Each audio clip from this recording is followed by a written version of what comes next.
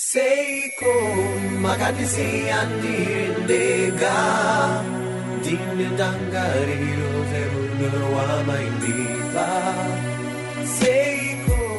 At community halls in Harare, audiences gather to watch Chiedza's song, a true story of a young Zimbabwean woman who has grown up with HIV.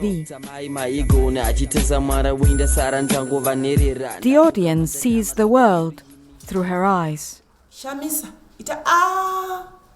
They hear her thoughts, hopes and fears as she struggles to survive through childhood and teenage illnesses she does not understand.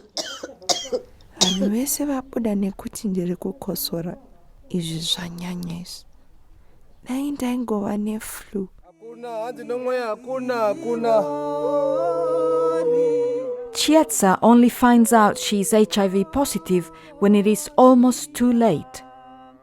She is 16 years old and her family have given her up for dead.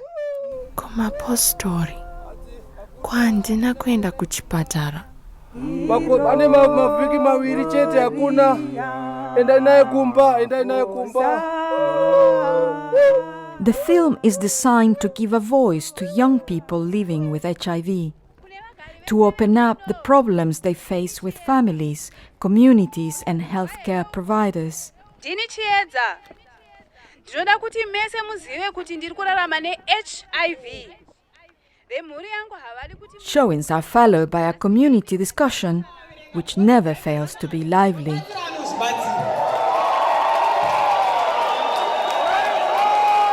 The project is a good example of the kind of initiative recommended by a Lancet Commission, which has pulled together global research into adolescent health and well-being. The world today has the largest ever youth generation, 1.8 billion people aged between 10 and 24, almost a quarter of the human race. As the Lancet report says, adolescence is a time of great opportunity, but also great risk.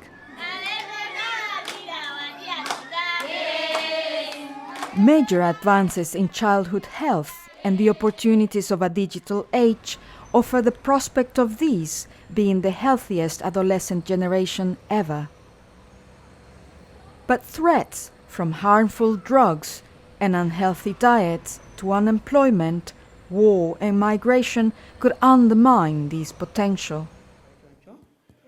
The Lancet research shows adolescents have had fewer health gains than any other group. The issues affecting them have, it says, been pervasively neglected.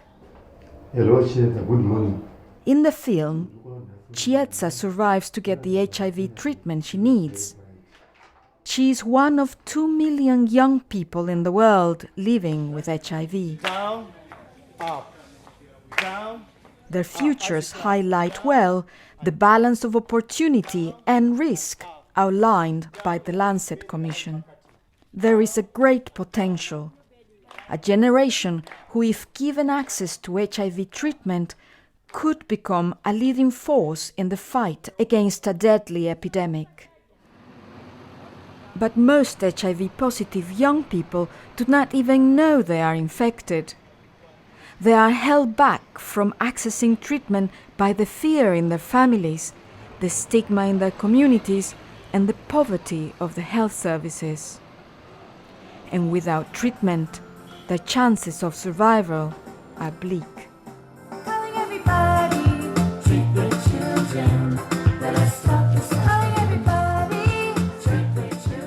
Governments, the Lancet concludes, need to do much more to guarantee universal and comprehensive health care for all adolescents, including mental and reproductive health.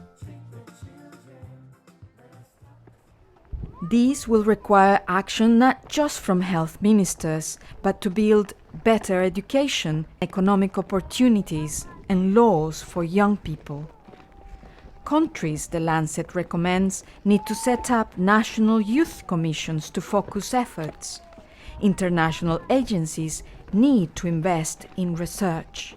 Let's discover that you are HIV positive. It's no longer a disease as such. Above all, young people should be involved throughout, empowering them to build their own futures.